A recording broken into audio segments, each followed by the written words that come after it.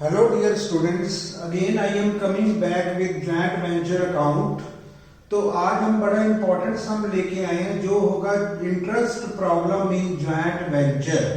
अब joint venture में कई बार हमारी इंटरेस्ट प्रॉब्लम्स आ जाती हैं, तो how to calculate interest problems और कितना हमें इंटरेस्ट को वेंचरर को पेएबल करना होगा या how amount have to be receivable from को वेंचरर। तो यहाँ पे पेएबल भी होगा इंटरेस्ट और रिसीवेबल भी होगा फ्रॉम को वेंचरर। So we have to decide in the sum. तो मैंने लिया main important problem that is interest problem in joint venture. तो let us first of all study the sum. सबसे पहले हम सम को स्टडी करेंगे, उसके बाद हम प्रिपेयर करेंगे joint venture and there shall be various working notes also, और हम इंटरेस्ट के वर्किंग नोट्स भी प्रिपेयर करेंगे। And this sum is related to my separate set of books। जब हम separate set of books को मेंटेन करते हैं तब हमारी इंटरेस्ट प्रॉब्लम ज्वाइंट वेंचर में कैसे डील होगी। तो I am taking the sum very famous very important sum and that is of Ramlal and Shyamlal regarding interest. तो हमारे दो को वेंचरर हैं रामलाल और श्यामलाल, जिन्होंने बिजनेस में एंटर किया regarding sale and purchase of cotton. अब उनकी profit sharing ratio that is given 2:1। It means Ramlal will share 2/3 and Shyamlal will share 1/3 and also to be entitled। अब हमें उनको इंटरेस्ट भी पे करना है 6% पर annum on monthly basis। अगर वो इन्वेस्टमेंट करते हैं तो उनको इंटरेस्ट मिलेगा, they will be receiving the interest from business. अगर वो सेल की मनी को कीप करेंगे होल्ड करेंगे then for the time being they will pay the interest to business. कई बार उनके लिए रिसीवेबल होगा, हमारे को वेंचरर के लिए कई बार पेएबल होगा, और उनका रेट कैलकुलेट होगा मंथली बेसिस में, और ये होगा 6% per annum on capital invested by each of them. तो यहाँ पे जितनी उनकी कैपिटल इन्वेस्टमेंट होगी उसके ऊपर हमें पर एनम उनको 6% इंटरेस्ट पे करना है ऑन मंथली बेसिस। अब यहाँ पे हमारी डिस्क्रिप्शन है, ऑन 1 नवंबर 2018 रामलाल ने 700 बेल्स कॉटन परचेज किए एट द रेट ऑफ 110 पर बेल, और ब्रोकरेज कितनी है 4 पर बेल। अब जब भी हमारी परचेज होगी ब्रोकरेज को हम परचेज प्राइस में ऐड करते हैं और ब्रोकरेज को हम सेल प्राइस से लेस करते हैं, क्योंकि ब्रोकरेज हमारा एक्सपेंडिचर होता है। जब सेल होती है तो वो अमाउंट ब्रोकरेज का एक्सपेंस बन के लेस हो जाता है, लेकिन परचेज में ब्रोकरेज ऐड होती है। अब रामलाल ने 1 नवंबर को बेल्स परचेज किए, ऑन 1 दिसंबर 2018 श्यामलाल ने 600 बेल परचेज किए 124, और ब्रोकरेज कितनी होगी 4, तो ये ब्रोकरेज भी ऐड होगी। ऑन 1 जनवरी श्यामलाल ने सेल किए 350 बेल 136 पर बेल। ऑन 15 जनवरी 19 रामलाल ने सेल किए 800 बेल्स 132 पर बेल, और वहां पे ब्रोकरेज कितनी है 2 रुपीज पर बेल। जब सेल होती है तो हमारी ब्रोकरेज लेस हो जाएगी, तो वहां से क्योंकि हमारी इनकम लेस हो जाती है। And took the sale proceed to himself. अब जो भी सेल हो रही है that is the main point, जो रामलाल ने सेल की या श्यामलाल ने की, उन्होंने सेल प्रोसीड को अपने पास रख लिया। इसका मतलब जितनी सेल प्रोसीड को जितने महीने वो अपने पास रखेंगे, जितने मंथ वो अपने पास रखेंगे, उनको इंटरेस्ट जो होगा वो बिजनेस को देना पड़ेगा। It means business will receiving interest from Ramlal and Shyamlal for the sale proceeds kept by them। जो उन्होंने रखा है सेल प्रोसीड, उनसे बिजनेस ने इंटरेस्ट लेना है, लेकिन जो उन्होंने इन्वेस्टमेंट की है वहां पे बिजनेस ने उनको इंटरेस्ट देना है। तो यहाँ पे हमारा बिजनेस के लिए पेएबल या रिसीवेबल होगा, ये हम अकाउंट बनाएंगे बिजनेस के एंगल में ज्वाइंट वेंचर। और उसके बाद एक बड़ी इंपॉर्टेंट बात लिखी है, एट लास्ट सबसे पहले को-वेंचरर अपने यूनिट को सेल करेगा, अगर उसको शॉर्टफॉल होता है तो अपने साथी को-वेंचरर के यूनिट को भी वो सेल करेगा, और रिमेनिंग स्टॉक की वैल्यूएशन हम जितनी को-वेंचरर का जो भी परचेज प्राइस होगा उसके हिसाब से रखेंगे। ऑन 31 जनवरी 19 पार्टनर ने अपने अकाउंट को सेटल किया। इसका मतलब जो हमारे इंटरेस्ट की जो लास्ट फाइनल डेट होगी दैट विल बी 31 जनवरी। तो हमें कैलकुलेशन ऑफ इंटरेस्ट करनी है from the date of transaction to the last date of interest. तो ऐसे हमारी इंटरेस्ट की कैलकुलेशन होगी, whether interest will be payable to the co-venturer और रिसीवेबल फ्रॉम द को-वेंचरर, ये हम यहाँ पे डिसाइड करेंगे। तो हमने बनाया ज्वाइंट वेंचर अकाउंट। तो अब सबसे पहला काम होगा कि हमें ज्वाइंट वेंचर अकाउंट बनाना है। पहला हमें डेट का कॉलम भी चाहिए, क्योंकि डेट का बड़ा इंपॉर्टेंट पॉइंट रहेगा, because we have to calculate interest on monthly basis. तो हमें यहाँ पे डेट का column, particular amount, date column, particular amount, debit credit. So it is the joint venture account in the separate set of books. तो यहाँ पे हम separate set में ज्वाइंट वेंचर बना रहे हैं। तो सबसे पहले ट्रांजैक्शन हमने सिंपली पोस्ट करना है। तो यहाँ रामलाल ने इन्वेस्ट किया, तो यहाँ पे एंट्री क्या बनेगी 2018 1 नवंबर। अब हमारी एंट्री बनती है joint venture account debited to Ramlal. अब रामलाल ने कितने बेल्स लिए 700 मल्टीप्लाइड बाय 110, ये तो हमारा मेन प्राइस होगा, और परचेज में हमारी ब्रोकरेज ऐड होगी। तो 110 प्लस 4, तो हमारा परचेज प्राइस बनेगा 114। तो यहाँ पे होगा joint venture to Ramlal 700 into 114, तो ये हमारा परचेज प्राइस आएगा 79,800। सिमिलरली ऑन 1 दिसंबर 18 श्यामलाल ने भी 600 बेल परचेज किए, मेन प्राइस होगा 124 प्लस ब्रोकरेज होगी 4, इसका मतलब प्राइस हमारा यहाँ पे बनेगा 128। तो यहाँ पे करेंगे joint venture account debited to Shyamlal 600 into 128। तो श्यामलाल के नाम में डेबिट होगा, ये 1 दिसंबर होगा 76,800। तो हमने दोनों परचेज को ऐड कर दिया, डेबिट में आ गई। अब श्यामलाल ने पहले सेल की, अब यहाँ पे दोनों ने सेल की है। तो पहले हमारी सेल की है श्यामलाल ने 1 जनवरी 19 को। अब यहाँ पे हमने किया 1 जनवरी बाय श्यामलाल, इसकी एंट्री बनती है Shyamlal account debited to joint venture. तो जब भी सेल होती है ज्वाइंट वेंचर क्रेडिट में हो जाता है। तो अगर सेल प्रोसीड हमारे को-वेंचरर ने अपने पास रखे हैं तो वो को-वेंचरर को हम डेबिट करते हैं। तो यहाँ पे एंट्री बनेगी Shyamlal account debited to joint venture.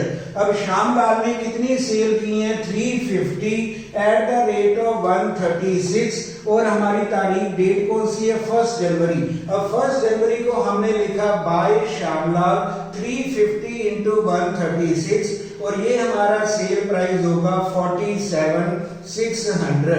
तो ये हमारा सेल प्राइस होगा। उसके बाद रामलाल ने भी सेल की। अब रामलाल ने सेल की है 800 bales 132 at the rate of brokerage कितनी है 2 पर बेल। तो हमने कहा था जब भी सेल होती है तो ब्रोकरेज अमाउंट को हम लेस कर देते हैं, क्योंकि हमें नेट अमाउंट चाहिए, हमें रियल प्राइस चाहिए। तो हमने किया यहाँ पे एंट्री रामलाल ने सेल की, एंट्री बनती है Ramlal account debited to joint venture. तो यहाँ पे हम करेंगे बाय रामलाल 800 इंटू 130। अब हमने सेल प्राइस में लेस कर दी ब्रोकरेज, तो 132 माइनस 2 ये बनेगा 130 रुपीज इंटू 100। 130 को 100 से किया तो ये सेल की मनी रामलाल ने अपने पास रखी, यहाँ भी श्यामलाल ने अपने पास रखी। दे टुक देमसेल्व्स, उन्होंने अपनी मनी अपने पास रखी। तो इसका मतलब यहाँ श्यामलाल भी अपने पास रख रहा है और रामलाल भी 15 जनवरी को जो उसने सेल की है वो अपने पास मनी रख रहा है 1,04,000। अब ये हमारे 4 ट्रांजैक्शन हैं। अब यहाँ पे हमारा पहला काम होगा इंटरेस्ट कैलकुलेशन, यानी इंटरेस्ट पेएबल टू रामलाल, जो उसने इन्वेस्टमेंट किया बिजनेस ने, उसको डेबिट वाले अमाउंट पे इंटरेस्ट देना है, और जो क्रेडिट का अमाउंट होगा वहां से बिजनेस ने को वेंचरर से रिसीव करना है अमाउंट ऑफ इंटरेस्ट। तो हमें यहाँ पे वर्किंग नोट बनाना है। तो सबसे पहले हम रामलाल का करेंगे। अब रामलाल की जो इन्वेस्टमेंट है वो हमारी है 1 नवंबर को, और जो रामलाल की सेल है वो है वो हमारी है 15 जनवरी को।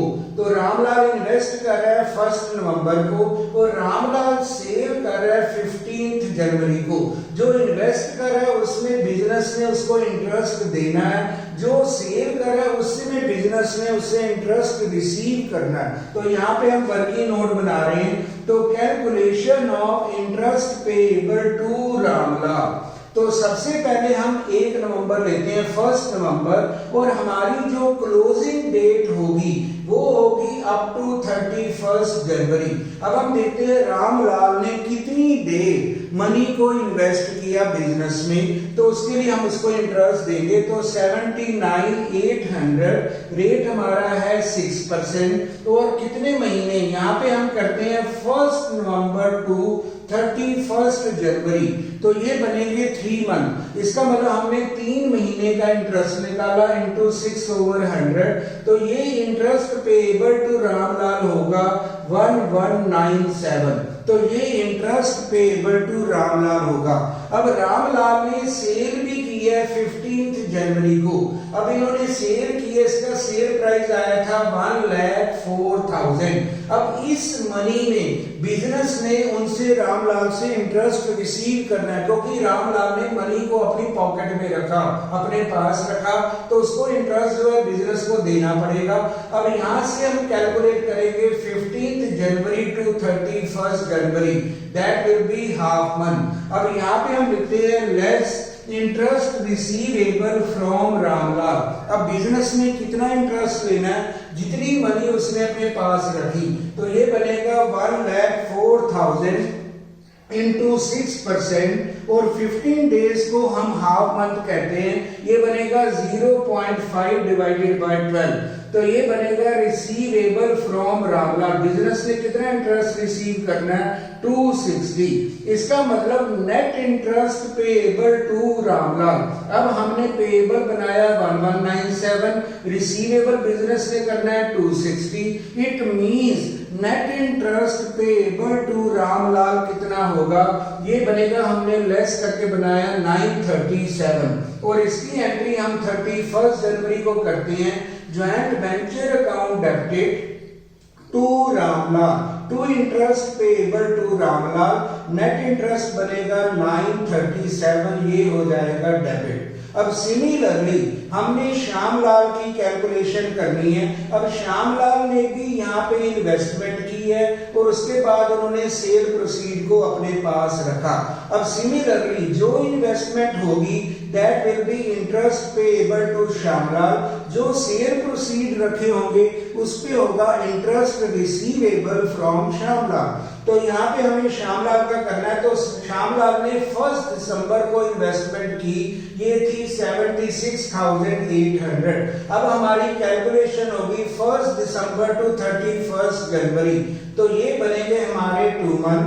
तो हमने लगाया 76,800 इंटू 6% इंटू 2/12, ये होगा पेएबल टू श्यामलाल ₹768 रुपीज, ये होगा पेएबल टू श्यामलाल।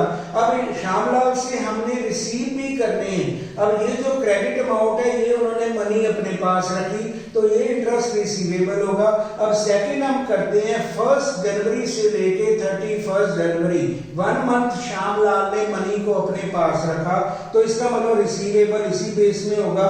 तो यहाँ पे करते हैं 47,600 इंटू 6% इंटू 1/12, तो ये होगा ₹2 238. So payable to Shyamlal 768, receivable कितना है 238. It means net interest payable to Shyamlal that will be rupees 530. तो जितना पेएबल है उसमें हमने लेस रिसीवेबल कर दिया, नेट पेएबल हमारा इंटरेस्ट बनेगा 530 श्यामलाल में और रामलाल में बनेगा 937. तो ये तो था हमारा इंटरेस्ट की कैलकुलेशन. अब जो इंपॉर्टेंट टॉपिक रहता है वो हम थोड़ा डिस्कस करते हैं थर्ड नंबर वर्किंग नोट में रिगार्डिंग क्लोजिंग स्टॉक. अब हम कहते हैं कि कोई भी को-वेंचर पहले अपना सामान बेचता है, फिर सेकंड को-वेंचर का सामान लेके उसको बेचना शुरू करता है. तो यहाँ पे हम देखते हैं किसका स्टॉक बचा होगा और किसके बेस में हमें कैलकुलेशन करनी है. तो ये मेरा थर्ड हमारा वर्किंग नोट होगा. यहाँ पे हम लिखते हैं रामलाल, यहाँ पे हमारा श्यामलाल. अब सबसे पहले रामलाल ने परचेज किए 700, तो ये हमने 700 परचेज कर लिए. श्यामलाल ने परचेज किए 600, तो यहाँ पे हमने 600 कर लिए. अब रामलाल की सेल यहाँ पे हमें कितनी दिखाई दे रही है? रामलाल ने सेल की है 800. यहाँ पे रामलाल की सेल है 800, तो हमने 800 को माइनस किया. अगर हम रामलाल का स्टॉक देखें तो ये बनता है 700 लेस माइनस 800, तो ये बनता है -100. ये ब्रैकेट में हम दिखा रहे हैं -100. अब श्यामलाल का देखिए परचेज की उसकी 600, उन्होंने बेचे हैं 350. अब 350 अगर हम लेस करते हैं तो श्यामलाल का आंसर आ रहा है क्लोजिंग स्टॉक पॉजिटिव और रामलाल का जो स्टॉक आ रहा है वो आ रहा है नेगेटिव. वो आ रहा है 100, तो श्यामलाल का आ रहा है पॉजिटिव 250. अगर दोनों को हम एडजस्ट करें तो हमारा बनता है 250 पॉजिटिव माइनस 100 नेगेटिव, तो हमारा बनता है 150 पॉजिटिव. और ये जो स्टॉक किसको बिलोंग करेगा? 150 वो श्यामलाल को बिलोंग करेगा, क्योंकि रामलाल ने तो अपनी यूनिट से ज्यादा सेल कर दिया. इसका मतलब जो अब स्टॉक रिमेनिंग बचता है क्लोजिंग स्टॉक, यानी जो यहाँ पे मेंशन लिखा है उसकी हमें वैल्यूएशन भी करनी है और उसको दोनों को वेंचरर टेक ओवर करेंगे in their profit sharing ratio. ये हमारे सामने मेंशन है. अब हमें क्लोजिंग स्टॉक की वैल्यूएशन करनी है, तो यहाँ पे 150 स्टॉक होगा श्यामलाल का और श्यामलाल की परचेज हमारे पास है 128.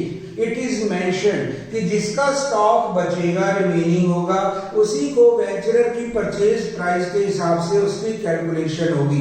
तो यहाँ पे कैलकुलेशन होगी अकॉर्डिंग टू श्यामलाल. तो हम करेंगे 150 इंटू 128, क्योंकि श्यामलाल की परचेज है 128. तो ये बनेगा टोटल स्टॉक की वैल्यूएशन होगी 19200.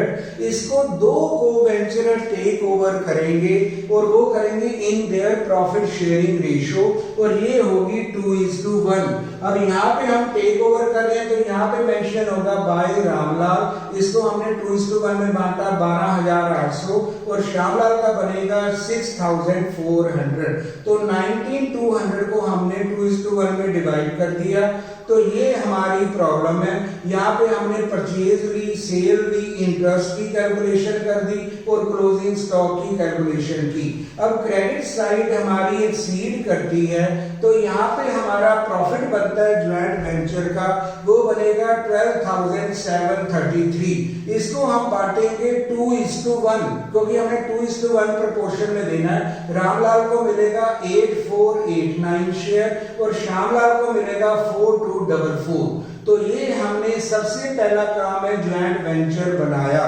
तो यहाँ पे हमारी कैलकुलेशन है इंटरेस्ट की. तो हमें देखना है कितनी बाइंग है. अगर वो डेबिट में अपने पास इन्वेस्ट करते हैं तो इससे इंटरेस्ट पेएबल टू को-वेंचरर हो जाएगा. अगर क्रेडिट में मनी को कीप करते हैं then that will be interest receivable from co-venturer हो जाएगा.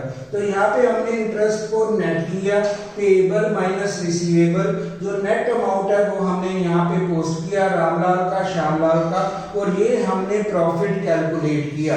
अब सेकंड स्टेप बनता है को-वेंचरर्स account.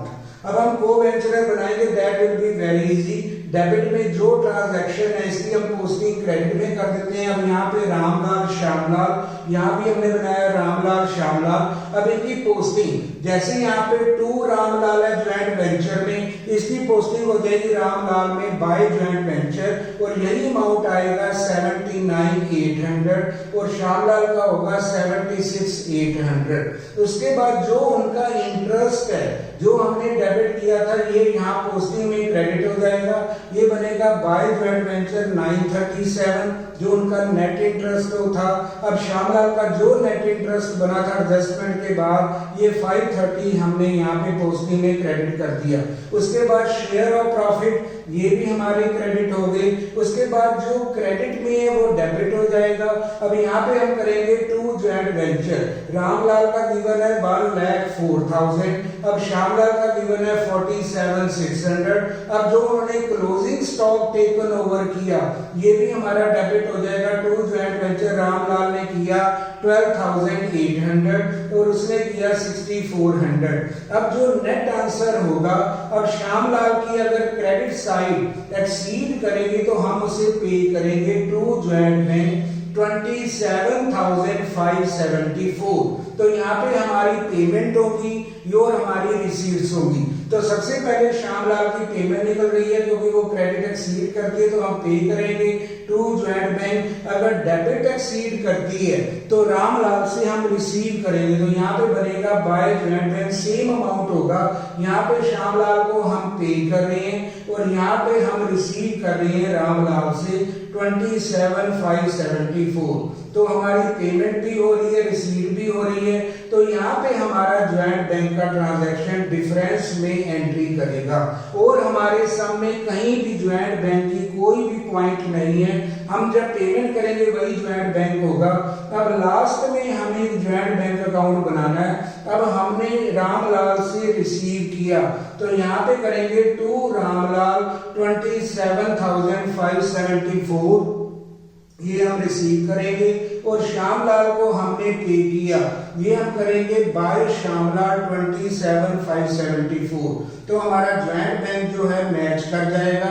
There will be only one transaction, same amount आएगा। 1 को वेंचर से हम रिसीव करेंगे, 1 को वेंचर को हम पे करेंगे। So in this way this important sum has been described ताकि हमें इंटरेस्ट की कैलकुलेशन क्लियर हो।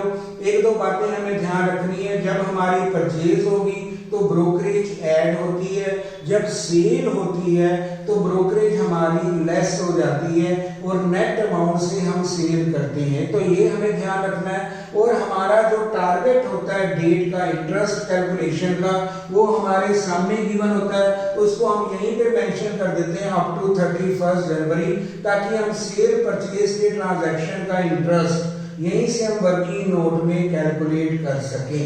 सो it is very important sum, तो इसको हम ध्यान में रखेंगे। तो ये मैंने सेपरेट सेट में किया, इट इज द इम्पोर्टेंट। तो हमें इंटरेस्ट प्रॉब्लम को ध्यान से देखना है, कितना उनका इंटरेस्ट रिसीवेबल है किसी को वेंचर का और पेएबल है। तो यहीं पे हम नेटिंग कर देंगे, उसका नेट अमाउंट कैलकुलेट कर देंगे। Thank you very much.